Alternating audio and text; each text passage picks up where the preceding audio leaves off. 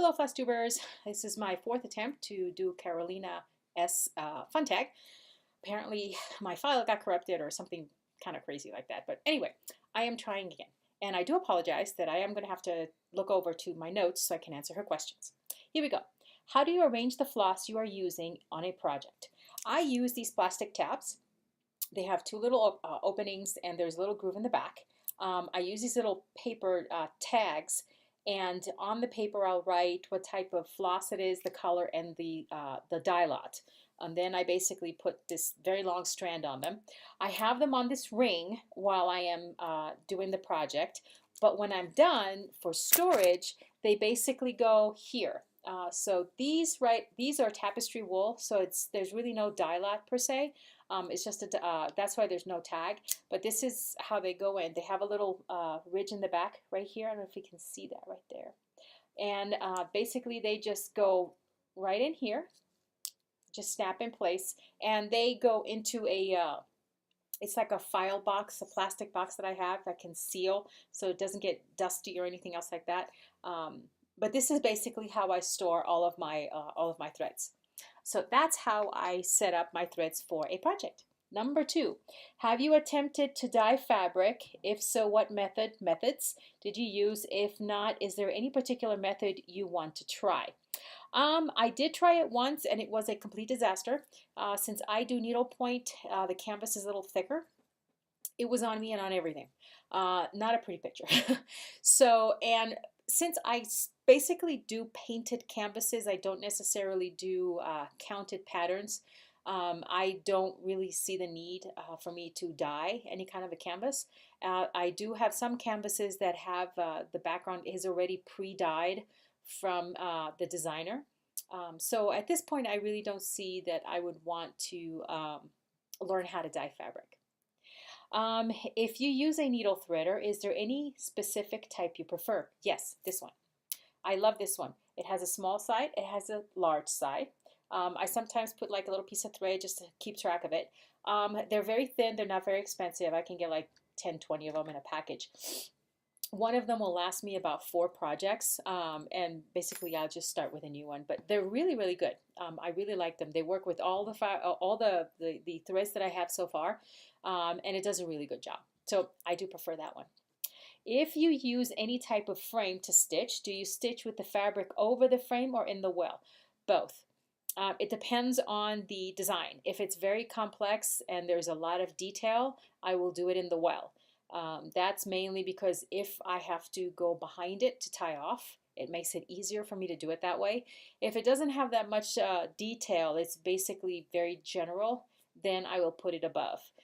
Because I won't have to go behind it. 99% of the time, I don't go behind the canvas itself.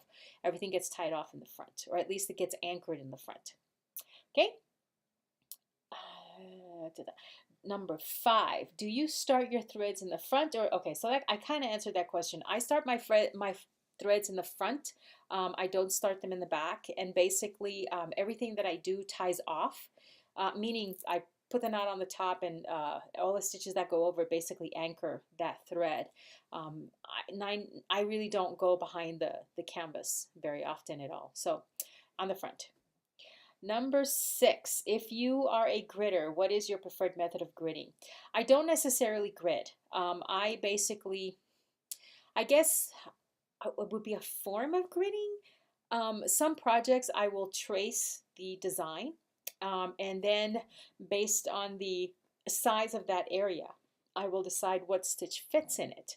If it's a 2x2 or 4x4. So not really gridding, but it's the only kind of lines that I will kind of do. And I don't put lines on the canvas itself. That basically stays the way it is. I just do a tracer, and I use that paper to see what will fit in that particular size of canvas in that particular area. So long story short, no, I don't grid. Number 7, what is your favorite way to finish projects? Mine so far, I've done a few. I've done framing, and if you see some of the other videos, you will see some of the framing already done. I've done pillows, so that's this guy right here. Ta-da! It's got like dual colors in the back. I've done pillows. I've also done weights. So like this little guy, it's like a little weight, you know, fun little thing in the back. That's a little weight. Um, Pretty much that's all I've done. One type of finish that I am going to be trying. I'm not sure if I'll be able to get it to this year, get to it this year, but I definitely will get to it next year. Is a tote bag. I purchased a canvas that I'll be showing here in a minute. Um, Yes, and it is four pieces that once they're completely done, they get sent out to a finisher and they will put it together as a tote bag. It's going to be awesome, and that is going to be for me. That is a gift for myself. That's the only other one that I have not tried. I guess I've done some where they've done upholstery. It's been used for a chair. That one though I don't have it was a gift. So it's pretty much not here. And that one had to go to the upholsterer because they were the ones that put the tapestry over the cushion on the seat and everything else. It actually came out pretty good. But yeah, that's the one that I would like to, a new method I would like to use to finish one of my projects. Number 8, what was your first cross stitch milestone? Well, from a needlepoint perspective, my first milestone was figuring out how to do it. So I actually took classes because I've been doing cross stitching for quite a long period of time. And I'm self-taught as far as the cross stitches is concerned. I basically read books and figured it out. Never gridded or anything like that. And I basically I would start in the center and work my way out. But with needlepoint, it's basically a whole different wall of wax, and I needed to kind of understand how to when you have two colors and it's like half and half, you know, which way do you go? How do these stitch work? You know, what are these stitches? How does this whole thing work out? So once I took the classes and I got over that, and I also got over my fear of I'm going to ruin it. You know, here I bought this beautiful canvas and I really like the picture, and what if I ruin it? What if the stitch looks bad? What if it starts twisting? What if? So once I got over that and basically just enjoyed the stitching, that was really, really cool. So that was my milestone, learning how to do it properly and getting over my fear of ruining the canvas itself. Number 9, what is a stitch goal you have? Something you want to conquer. Okay, there is this stitch and it's called a Leviathan. I have tried to figure out this stitch like 10 different ways and it never comes out right. The stitch is comprised of 4 steps. So you have to do 4 levels, 4 different types of thread to achieve this particular stitch. It's driving me nuts, and I will conquer this because if I have to go to a class or watch a video 50 million times, I will do that. But this is the one stitch that I have just not been able to figure out. Pretty much anything else that I see, as long as I can see the pattern or at least look at the direction of the stitching, yada, yada, yada, I can figure it out. But this one, just, you know, it's my challenge. So that's something that I need to conquer. Number 10. What is the silliest stitch moment? Okay, so I had a class, and we were supposed to start using laying tools.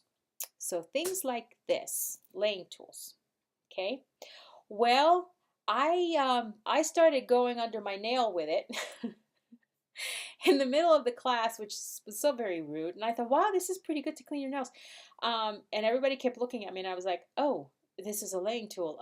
Duh. So I never did that again. But yeah, that was a little bit embarrassing because, you know, here I automatically picked it up and started going like this with my nails. That was really bad. Yeah, I shouldn't have done that. So that was my dumb moment, was, you know, about being introduced to a laying tool. Number 11, if you use paper charts, do you print them at home or use a service? Okay, so some of the canvases that I have what is called a stitch guide. A stitch guide is something that another person much, much, much more advanced than I, and artists, true artists, basically come up with stitches and threads, beads, metallics to use on that particular canvas to enhance its design.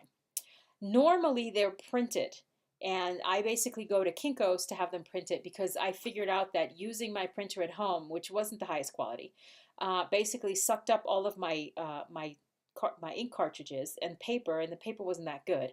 So it was better to pay Kinko's to put it on a really nice paper and print it out that way.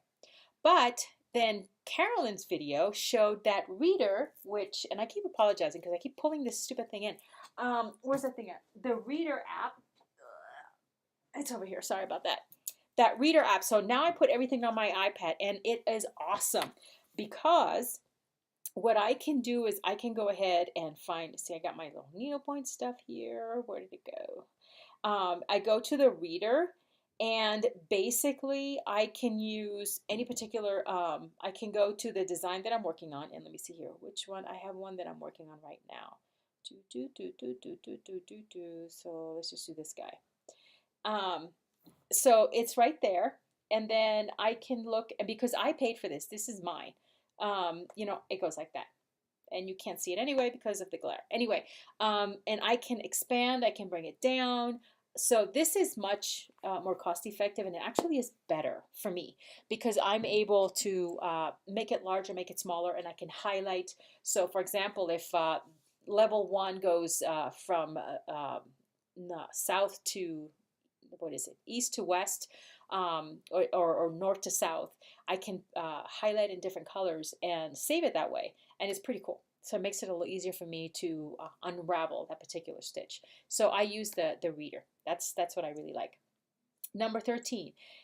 Is there a cross-stitch book you suggest? Well, I don't necessarily, like I said, I don't necessarily do the cross-stitch, but if anybody's interested in needlepoint, and there are a lot of stitches, specialty stitches, that are used in needlepoint that also are used in cross-stitch. There's the Lazy Daisy, there's chain stitches, there's all kinds of stitches, and this is the book that I would recommend. It's called the Needlepoint book. There are a zillion stitches in here. Also suggestions on what to use them for. And they're actually, they show you, I can't show the pattern, but I can show you the picture. Like it gives you suggestion as to where you can use those particular stitches and how it comes out. It gives you very good instructions. I think that if you download the actual electronic, they're little videos. It takes you to a website and you can see videos on how that particular stitch is done. So it's really cool. But that would be the book that I would suggest. Is there anything that you find you are very nitpicky about when you cross stitch? Yes, I like to have everything prepared, everything ready before I start. And what I mean by that, I like to have all of my threads arranged in their plastic tabs. All of the colors are named. 9 out of 10 times I will arrange them by color, so it makes it easier. This one I just started, so I haven't quite done that yet, but I will arrange them in color, so it makes it easier for me. The canvas needs to be set up properly on the stretcher bar, slate frame, millennium frame, whatever I'm going to be using. I need to have the proper needles, my needle threader, my needle minder, laying tool, have the design on the reader. Everything needs to be ready for me to begin the stitching process. So I'm very, very particular about that. I do not just start. I get everything set up, organized properly, and then I start my project. Number 15, favorite L&S you visited while a trip, if you've been to one. There's one called Quail Run. It's a needlepoint store in Arizona, Scottsdale, Arizona, and it is really, really, really nice place. They have amazing threads and canvases, beautiful colors, really nice place. Quail Run, Arizona. 16, is there anything you do that you feel takes up a lot of time when you cross stitch, but it's worth the time? Setting everything up properly. It does take me time. It takes time to get all of the threads into this particular tab and organized.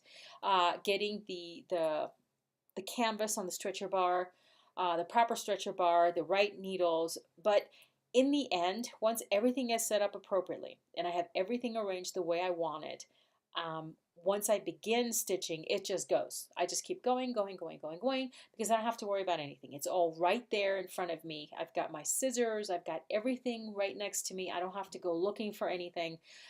So the preparation to begin the project is worth the time that it takes. And it usually takes me about 2 to 3 hours to get everything set up the way I want it. You know, so it's all right there. So that's basically Carolina S's fun tag. And like I mentioned, I was going to show you guys the new canvas that I purchased. This, unlike most of the canvases that I've had in the past, is on a brown mono canvas. And it is I think it's a 14 count. Basically, this is the side. So this would be the side of the tote bag. Okay. This is the right side. This is the left side. Okay. Then we have the front of the tote bag. Let me see here. And as you can tell in the shape, this is the front of the tote bag. You can see how it has a curvature to it. There's the front of the tote bag. And this is the back of the tote bag. So there you go. Nice little bunny rabbit.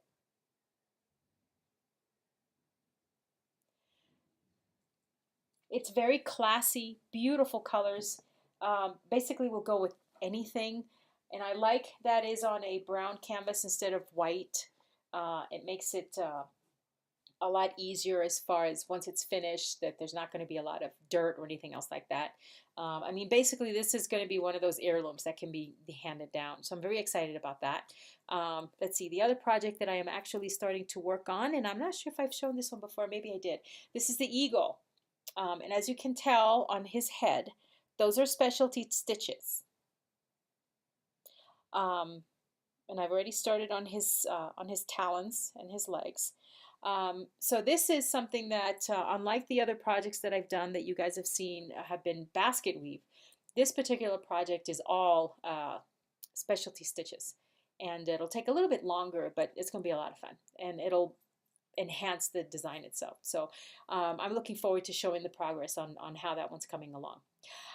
And also to all of the winners, congratulations. All of the gifts have been shipped out. Everybody should be getting their things here towards the end of this month, and I hope that they enjoy them. I do want to thank all of my subscribers, old and new, for participating. And basically, you guys have happy stitching. I'm going to be out of sync for about 2 weeks. I'm going on vacation.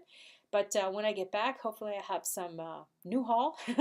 And I'll be traveling with my little travel piece that I take with me when I travel. Yeah, right, travel piece that I take when I travel. Duh. There's a duh moment. I take smaller projects with me when I travel, and especially in the airplane because it gets so bloody boring. And this kind of makes the time fly. So I'll stop rambling. Thanks everybody for watching, and happy stitching. Bye-bye.